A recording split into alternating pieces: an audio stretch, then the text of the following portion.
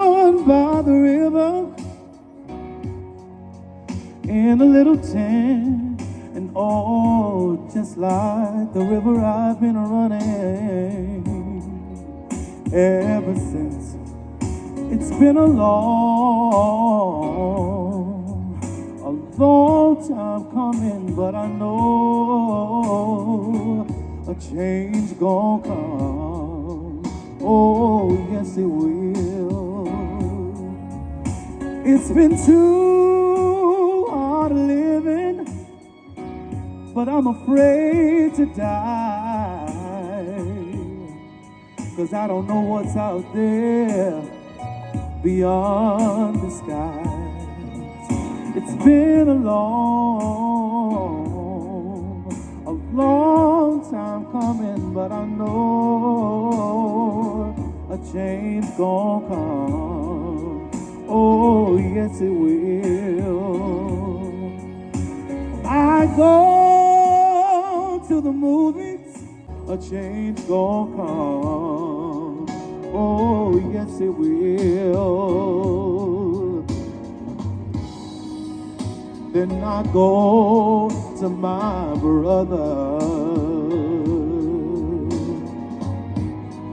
and I say, brother, help me please. But he winds up knocking me back down on my knees. Whoa, whoa, there've been times that I thought I couldn't last for long, but now I think I'm able to carry on. It's been a long time coming, but I know a change gon' come. Oh, yes it will.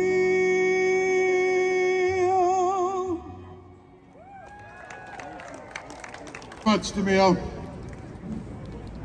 Now, our first main speaker is somebody that I really have because she realizes the importance of what we do here each and every year.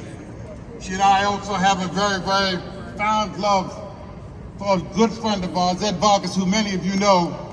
Yeah, let's hear it for Ed Vargas, who himself for many years was the New York State Commissioner of Labor. Good brother.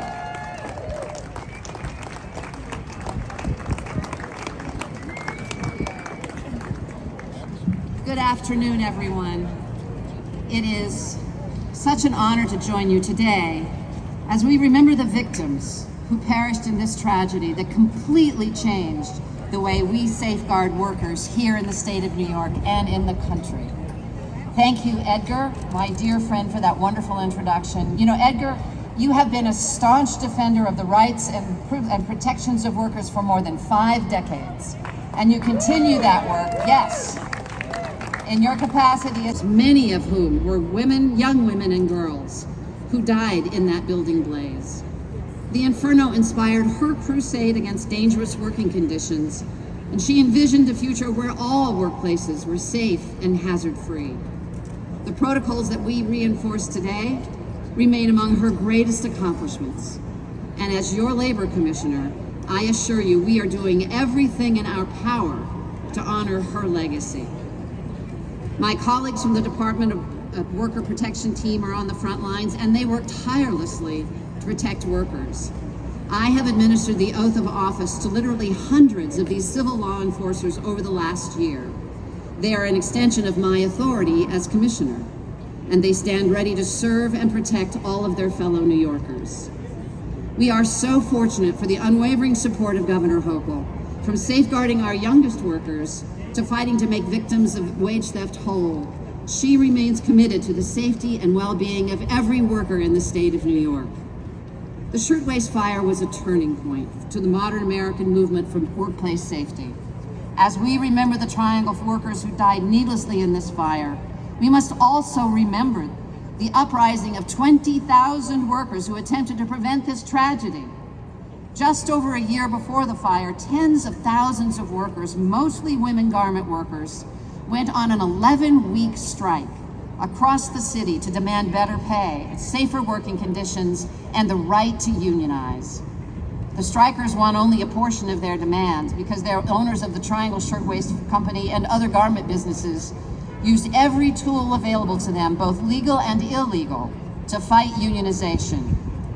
However, the uprising and the loss of so many lives in the Triangle Shirtwaist fire sparked years of revolt that transformed the garment industry into one of the best organized trades in this country. This tragedy challenges all of us to continue to do our part, to stand together, to unite, to fight for safety. And that is one of the top priorities of the Department of Labor, because we believe that no worker should ever suffer this horrific fate again. Please join me now in remembering the victims of their fire and their families as we honor their legacy. Thank you. 15, Vincenza Benanti, 23, Yetta Berger, 18, Essie Bernstein, 19, and Gussie Bierman, 22. Washington Square Park. The bosses, known for their fierce anti-unionism, were on the top floor. Beneath them, hundreds of workers on the 8th and 9th floor filled long lanes of sewing machines. Many were sisters, friends, or neighbors. On March 25th, 1911, at closing time, a fire broke out on the 8th floor of the factory. The brief moment between the start of the fire and when it began to spread gave most of these workers the chance to escape. A warning was sent out to the 10th floor where the bosses worked. All but one person on the 10th floor was able to get out. On the 9th floor, there was no warning. The fire spread beneath them. In an instant, they were engulfed in flames. The workers raced to find a path to escape. There were two staircases, a fire escape and an elevator. The Washington Place staircase was locked. No one on the 9th floor escaped through that exit. Others found the fire escape, which quickly filled with desperate workers. Suddenly it broke away from the building, dropping them to their death. A barrel of machine oil by the last remaining staircase exploded. The brave elevator operator was no match for the fast-spreading flames. Soon workers were leaping into the elevator shaft to try and escape the fire. On the street, witnesses watched in horror as the windows filled with workers trapped by the fire. There was a moment of hope when a fire truck arrived, but the ladder could only reach the 6th floor, well below the burning loft. The workers began to jump. In less than half an hour, 146 young workers, most of immigrants, most of Jewish or Italian-American women and girls perished. There was a trial, but despite the locked door, the owners were acquitted. Here is the 9th floor. Here is the 10th floor. Here's the fire escape. Here is the pavement they crossed through. Here is the elevator. Here is the scene. Here are the triangle workers. We remember the Triangle Shirtwaist Factory fire, mourn the dead, and fight like hell for the living. Fire Commissioner of the City of New York, Laura Kavanaugh. Give us up. Thank you so much. It's my honor to be here. It really is. This morning, we've gathered at a site where more than a century ago, an unspeakable amount of lives were tragically and needlessly lost. For all of us in the FDNY, the Triangle Shirtwaist Factory fire serves as a tragic reminder of the importance of fire prevention in keeping our beloved city safe. Preventing fires is just as important to our mission as when we have to fight them, because it is fires that impact the most vulnerable. 113 years ago, the women in this building were forced to work in deplorable, crowded conditions.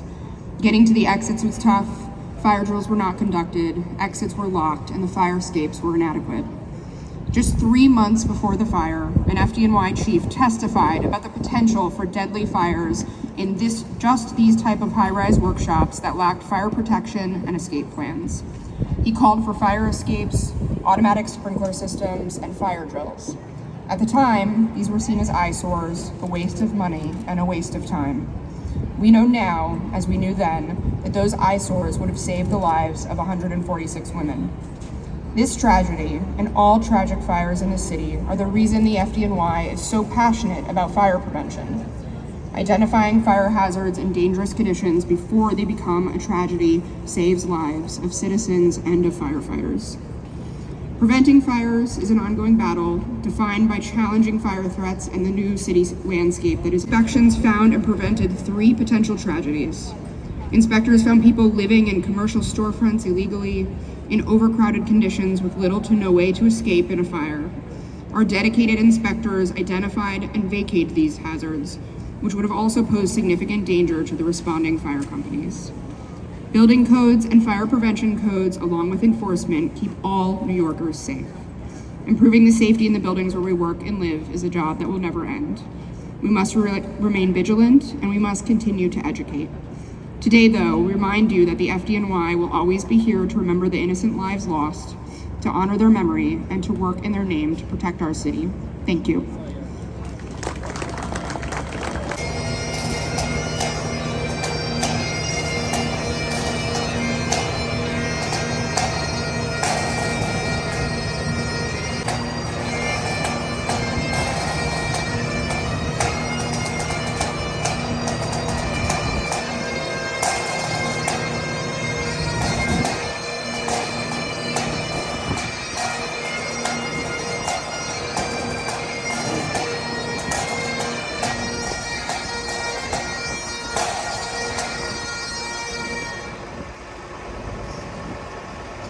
Thank you. And I'd like to read the names of some of those who remember today. Max Lauren, Rose Friedman, Diana Gearjoy,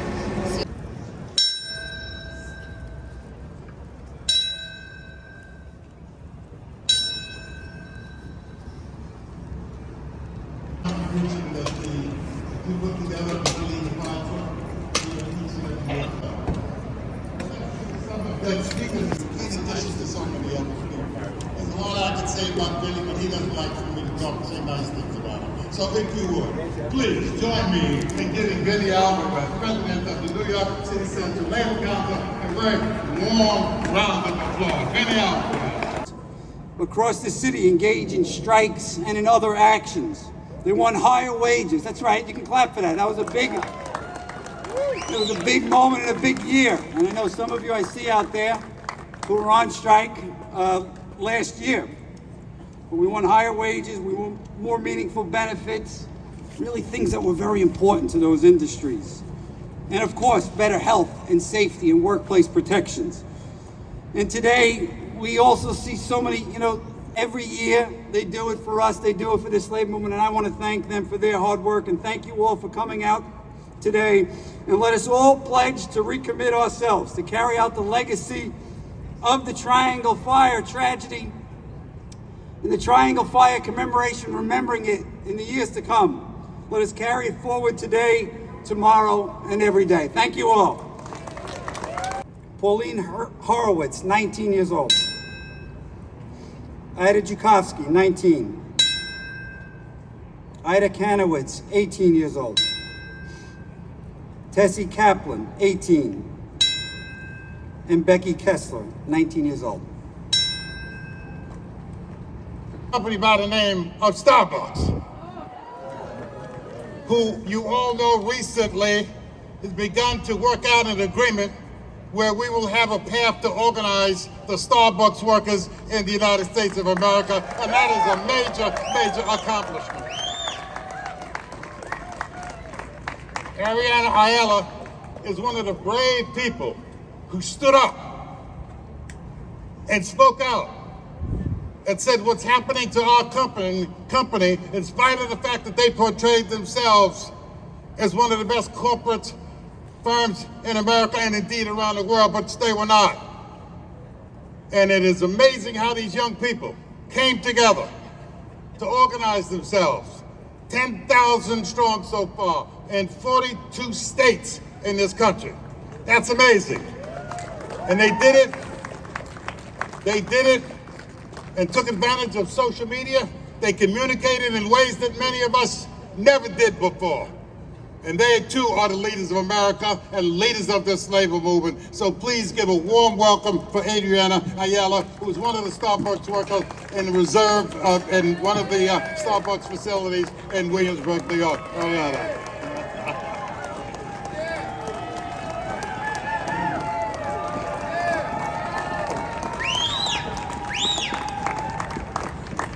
First of all, I want to say I'm grateful to be here representing my coworkers and all of the organizers staff on the Starbucks campaign. And this is a giant step forward that we've made with a joint statement from this company. And I kind of want to talk about how collective movement, community, and organizing ourselves and seeing the interconnectedness of all of these movements and all of our programs and organizations, and how with this is how we make these steps forwards, how we gain Leon, 14, Mary Leventhal, 22, Jenny Levin, 19, Pauline Levin, 19, and Rosie Learmark, 19.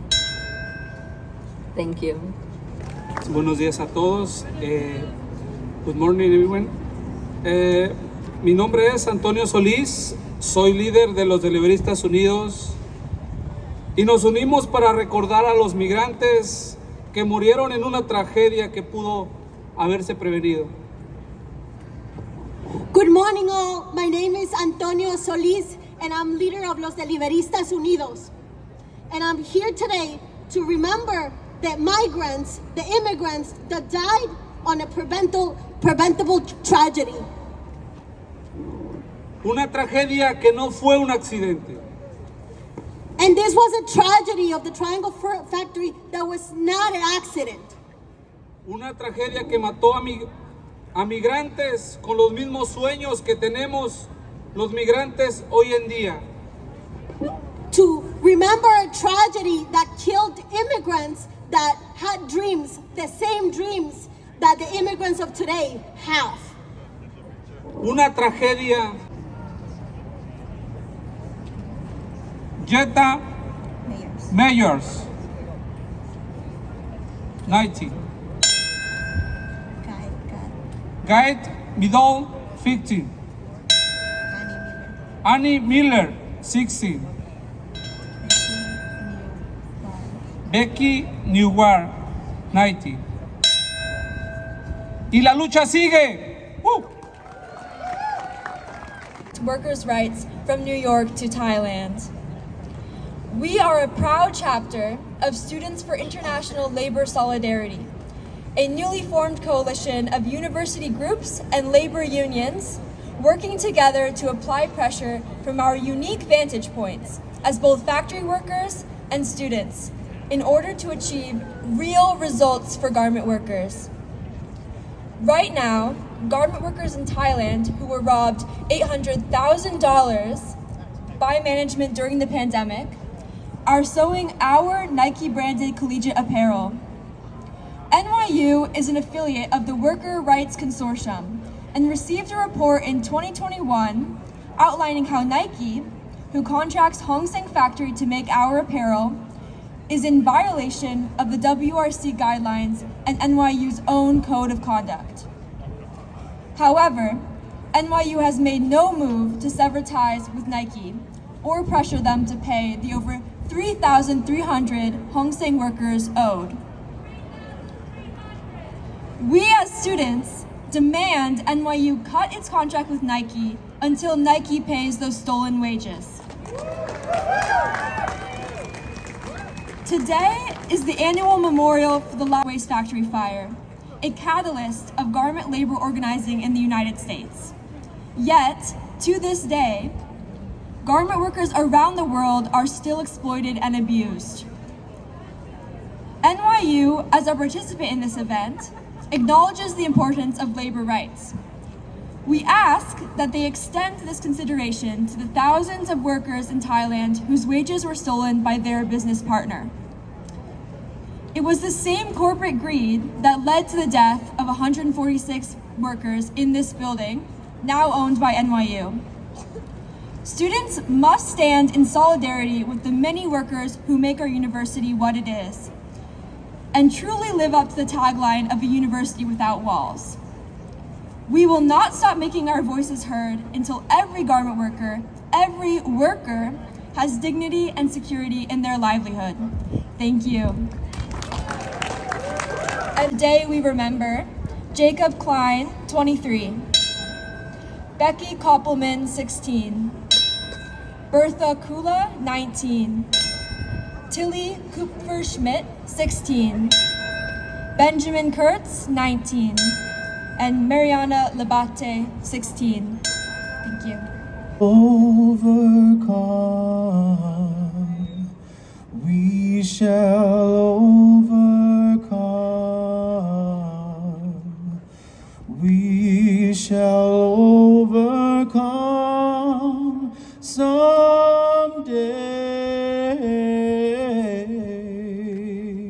Oh, deep in my heart, I do believe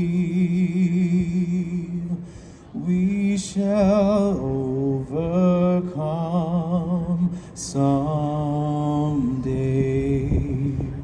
We'll walk deep in my heart. I do believe we shall overcome someday. We are not afraid. We are not afraid. We are not afraid today.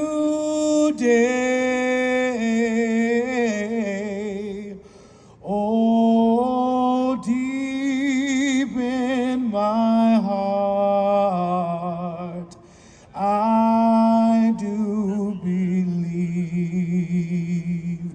we shall overcome someday. God is on our side. God is on our side. God is on our side today.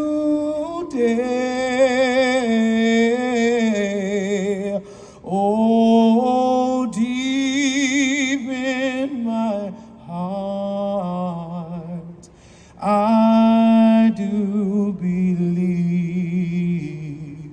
we shall overcome someday.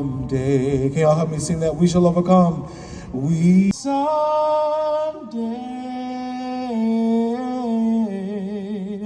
Oh, deep in my heart, I do believe we shall overcome someday. Give yourselves a round of applause. Thank you so much. In introducing somebody that I've had the opportunity to work with for the last number of years. She's the president of the coalition of the Triangle President of the Triangle Fire. Being here today, this is a wonderful turnout for a labor event that happened 113 years ago. And it is the first commemoration with the Triangle Fire Memorial in place. And that memorial tells the story of the fire and the movements for change that it inspired, and honors the workers who died that day in a beautiful and powerful way. And we at the Coalition and at the Central Labor Council and Workers United and everyone else who helped to build this memorial, we hope that it inspires people from near and far for decades to come. And just a couple of weeks ago, Bangladeshi labor organizer Kalpona Akhtar, for example, was here. And we hope that people from everywhere come and be inspired.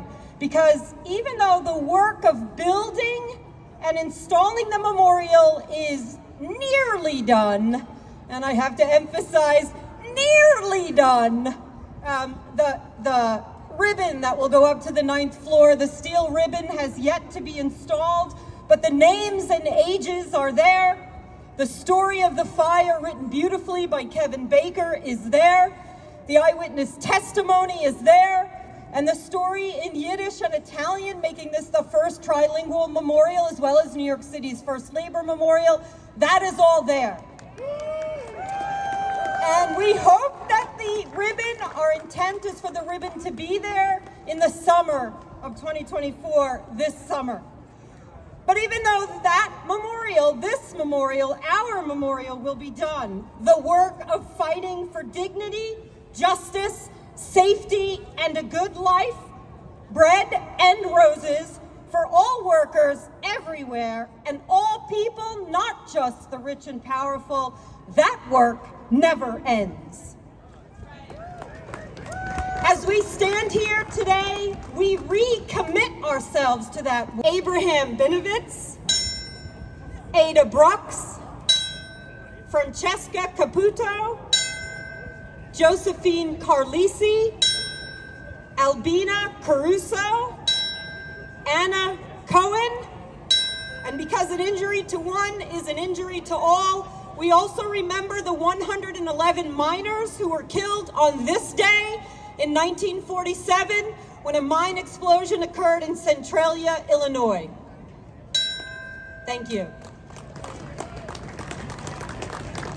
1900, when we served as an immigrant rights organization through succeeding decades, when we helped to build the union movement in America, to today, as we focus on protecting our United States democracy. The Workers' Circle has been a progressive Jewish social justice organization passionately committed to standing up against today's call to action for immigrant rights, for worker safety, and to protect our vote and keep our democracy alive and growing. 18. Thank you. Do two other things. One is to acknowledge the New York Inspector General, Lucy Lang, and Aloy Gomez, who is from the Workmen's Compensation Board. We thank you for being here, joining us as well. I would also like the family members of victims of right here in New York City, of the suite at New York City's Casa Italiana at 24 West 12th Street. And brothers and sisters, ladies and gentlemen, that concludes.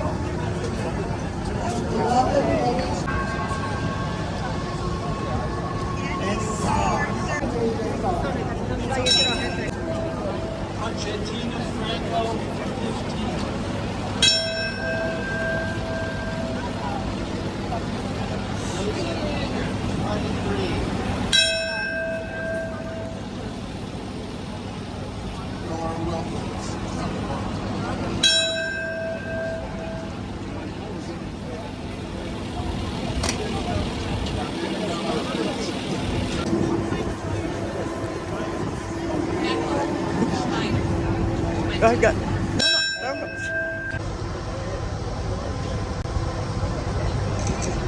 Antonetta Pasqualicchio, 15 years old, and her sister Tara Pasqualicchio.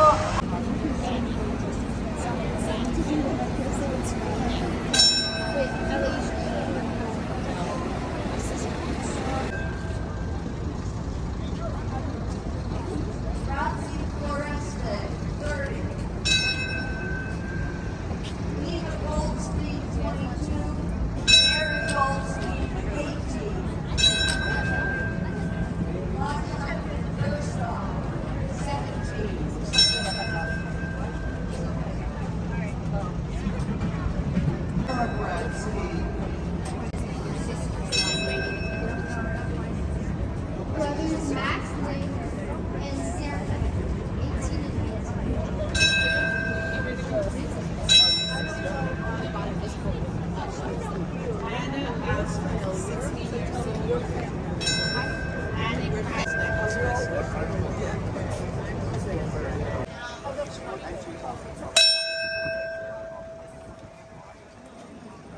Let's go over it.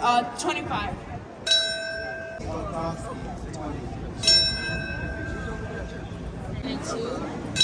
Rose,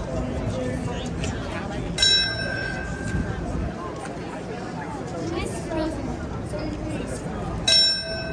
Danny Stein, 18.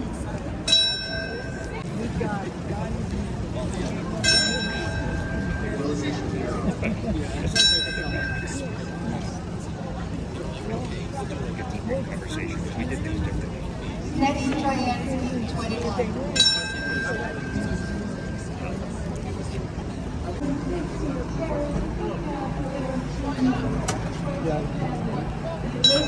I texted Michael. Bettina Morale, 18, and her sister Francesca Morale, 19.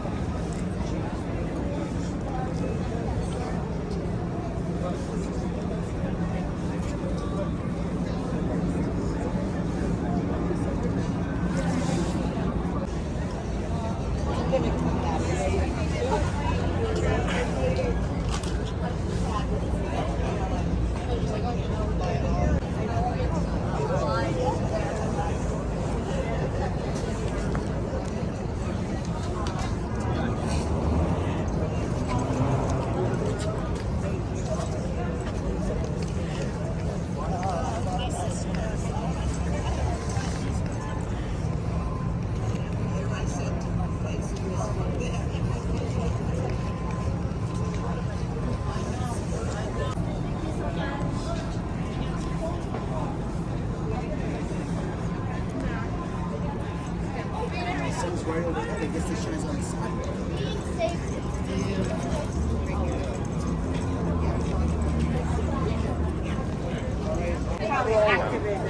It looks great. Thank you. Yeah. It's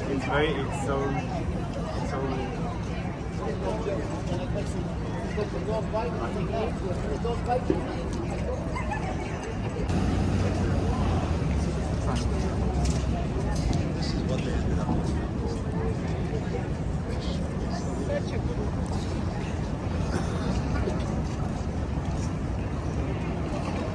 No, come here. So you don't miss this. Oh, because the light. Oh, thank you. Oh, thank you.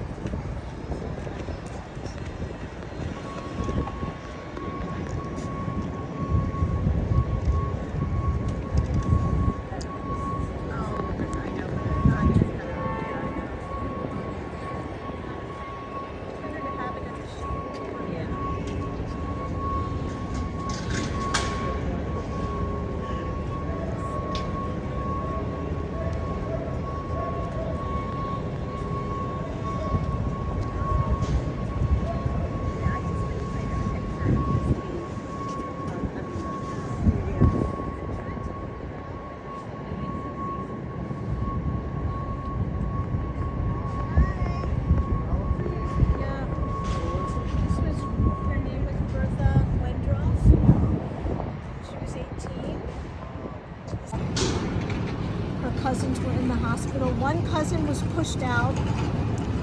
The foreman opened the door and pushed her out, so she was able to actually get out of the building. And she was in the hospital because she got a little crushed and she was bruised, so they were making sure, and smoke. Yeah. So one of her cousins made it out, and this one didn't. And so this one jumped. But as you can see, she looks absolutely perfect, right? She looks absolutely perfect. But I found the death certificate online, and it said that she had multiple fractures on her right leg, internal organ, she had major trauma to her internal organs and smoke inhalation. So